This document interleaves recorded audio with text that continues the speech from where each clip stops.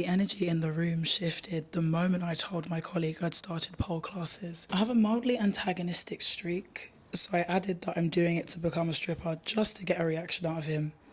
He paused for a moment, the way that men do when they're trying to generate a socially acceptable response that stops them being cancelled or being called a misogynist. Instead of addressing the stripper comment, he chose to tread lightly and spoke about the core strength and flexibility benefits of pole and how he'd heard it's actually very athletic. The stripper comment went floating past him like something fragile he didn't want to touch. I pushed again. We all need workplace entertainment, right? I clarified that no, the explicit side of it is very much a part of the appeal of pole dancing for me. He laughed, slightly startled, slightly unsure. That's the moment I find interesting, when someone likes you, respects you, sees you as intelligent and normal, but you openly align yourself with something they've been taught is unserious, sexual or deviant. There's a cognitive dissonance. You no longer fit neatly into a category. I've realised that I'm drawn to that polarisation, to things that don't sit comfortably in a script that I was handed. My life doesn't revolve around marriage. I don't feel called towards motherhood as some inevitable destiny. My ideas about sex relationships and intimacy are untraditional. None of this feels rebellious to me. It feels honest and authentic. I found that what really gets to people is that I'm not ashamed. Of course, there were years where I tried to want the right things. I tried to strive for things that would align with societal and familial expectations, but it never felt right in my body, and so I could never keep up the facade. My desire to be authentic and lean deeper into my curiosities was always greater, and I'm truly grateful for that. When I'm in the pole studio, I am completely in my body. I'm automatically focused on my bodily sensations and my breath. Time collapses, paradigm shift. My mind is quiet and my problems do not exist for those 60 minutes. I'm not conscious of how I'm being perceived.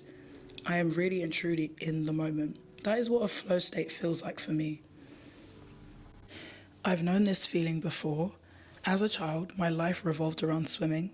6 a.m. practices in the Lido, going to school stinking of chlorine, and galas on the weekend when I just wanted to play Sims at home or go to the park with my friends. I'm grateful for the discipline, but I felt so trapped. To me, swimming feels like an isolating sport. I was deeply understimulated and all I wanted to do was go home. Gymnastics was the complete opposite. I love tumbling, I love flexibility, and even the conditioning that we had to do felt worth it because I was so enthusiastic about it. It was a clear example of immediate resonance versus resistance. I have felt the same pattern of resonance versus resistance in different settings. I joined a run club for 6 consecutive weeks last year because I heard all of the sexy men could be found at run clubs, but I really didn't enjoy the feeling of running, and the eye candy wasn't enough to keep me motivated. I've tried to become a gym girly at different points in my life and I could never stay consistent. The gym itself was always dark to me and dull. The machinery and activities felt hollow and meaningless. But doing yoga alone in my room, I have loved it for close to a decade now. I love flowing. I love the dancey sensual movements too. When I did pole at university, I was devoted. There was just immediate resonance. I stopped after I left uni in 2018 and told myself it was too expensive and allowed work and life to take over. Really, I did what many of us do. I prioritized obligations over feeling alive. What I'm starting to understand is this. Attraction and repulsion are found in every sphere of life, and it's best not to ignore it. Things that you're curious about should be pursued and explored as far as your resources and your mind will allow them to. Take note of the things that feel misaligned and draining. We're conditioned to override this data in favor of what looks respectable and is deemed as socially acceptable. The things that make you feel present, make you feel seen, make you feel good, aren't distractions from your life. They are there to guide you. What a brilliant session. Before I left, I was actually really nervous, replaying in my head what I would do, but then when I got there, was just one other girl there, and she was in the corner doing her thing. I just very quickly got into what I was doing. As I was doing all the moves, I just thought to myself, this requires so much body control and core muscle engagement and work outside of being on the pole, I felt pleased. And I think it's really important to know when there's like an immediate resonance with things that you do, especially in terms of exercise. Like when I tried to go to the gym last year, I just couldn't get into it because it felt very pointless. I just felt like I was building my confidence. I feel like I'm working towards something. I feel like I'm being challenged, but the benefit and the reward is enough to like keep me going. Watching myself in the mirror and looking at my body and the way it moves, and I feel really happy at the pace I'm going. Of course I want to get better. Of course I want to start wearing the stripper heels and the outfits and do the routines and do the faster spins, but I feel really happy and grounded in learning the basics and getting to grips with them. I don't want to rush just so I can do all the tricks. Like I actually want to have the foundational core skills, so I have a really good foundation to build all the skills on top of, and I just feel happy at the pace that I'm going at. I feel like I'm getting to do something outside the norm, and it just feels really good. Because all these songs I know is because you. Today, we're going to the Baddies concert, and I'm going to show you the outfit that I'm wearing. Where did I put the skirt? Oh, there it is. Right, it's for the shorts. I feel like I've worn a combo like this before, but you know when you find a combo that works, don't fix it, you know? Don't fix what isn't broken. I've got this opoly corset, and I'm choosing between 2 pairs of shoes. So it's either going to be these shoes or these shoes. So let me put them on.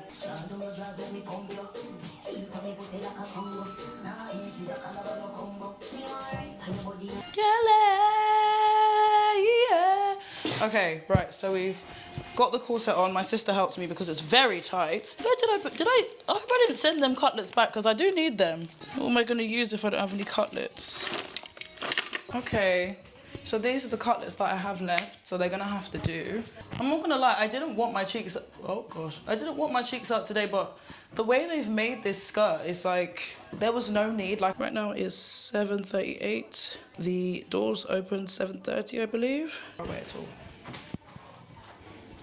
Khaki top only don't buy a joke. This is the like final touch that I wanted to add. The theme for today was like maximalism glamour, because when it comes to Natalie Nunn, when it comes to the Baddies, I look at the way they dress when they go out and stuff, and I just wanted to emulate something that was kind of over the top and add my own little spin on it. So I saw this piece online and I thought this would add to it. Even though it is Shein, and Shein stuff is a little bit cheap, I feel like if you select carefully, you can kind of get stuff that actually goes, even if it's a little bit cheap. So this is the full look. I feel like I'm giving this kind of like Madame vibe, but I kind of like it. Like when this came in the post, I was like, do you know what, this is a little bit cheap, but I'm kind of fucking with it. Like, so the first shoe we have is these ones. Just slide them on. I should know better than to put my shoes on before my corset, because with this corset you can't actually bend forwards. Lord have mercy. I think this is very cute. However, these are not the easiest to walk in. They add a nice extension to the leg. Bend over, bend over. Yeah, they add a nice little extension to the leg. They're not the easiest to walk in, and my toes are not done.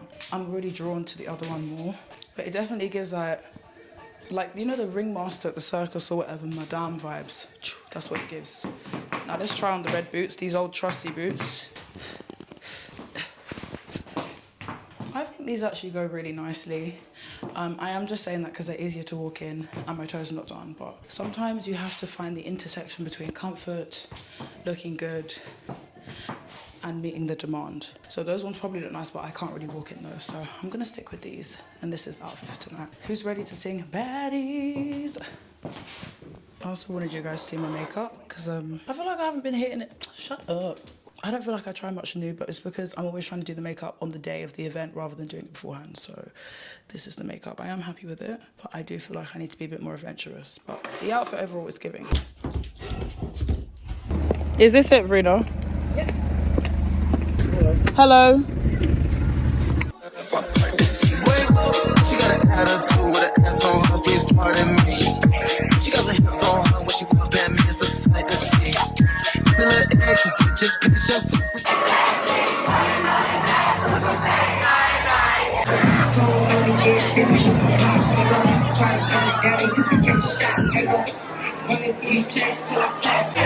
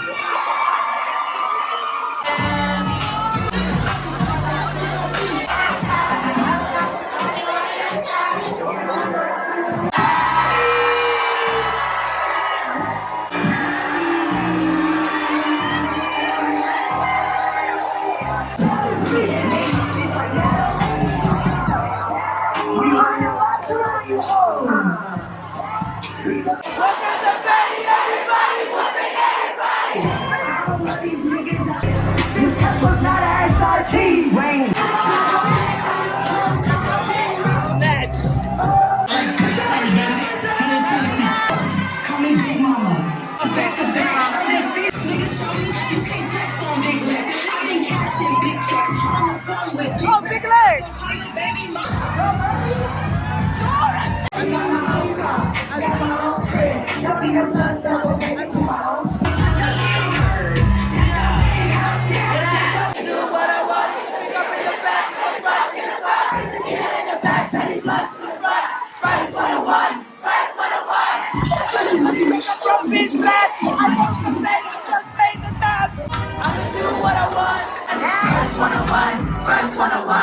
I got the money, make up a bitch man.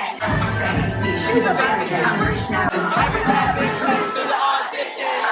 Gucci, Prada, Jimmy and Christian. Gucci, Prada, Jimmy. Somebody, take a less love behind it. London, I fucking love you!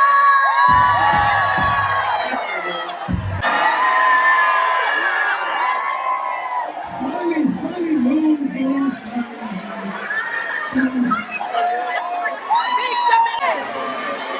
Hey, put your arm around your friend right now. The thing is that was deading me off. He was texting, that's why he stopped so late. You don't love to text and drive. All right. I'll laugh if it's not our blasted ooh. NW66, right? Really, what's going on? Oh. Sorry, are you going to the concert? Yeah. You know that immediate resonance that I was speaking about earlier on in this week that I felt when I went to Pole? I felt the same way when I went to Natalie Nunn. I was already excited. As soon as I walked in the room, the whole club was jumping and I was like almost taken aback. Usually when you go to concert, it kind of warms up, but the whole club was just jumping from the start. Mind you, we got there, we had missed 2 of the performances by Tinker and Biggie. I didn't really mind that much though, because I wasn't going there to see anyone particular. I just wanted to see what they had for us. The energy was just pumping, and the more we were like around people and hearing their accents, I realized that people were slightly younger.